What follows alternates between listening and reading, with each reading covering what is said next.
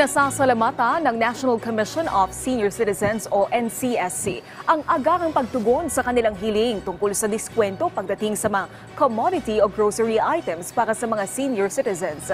Ito'y matapos nilang idaan ang mungkahi sa Kongreso para pataasin ang threshold ng diskwento mula sa lingguhang limit na 65 pesos para maging 125 pesos kada linggo o katumbas ng 500 piso kada buwan.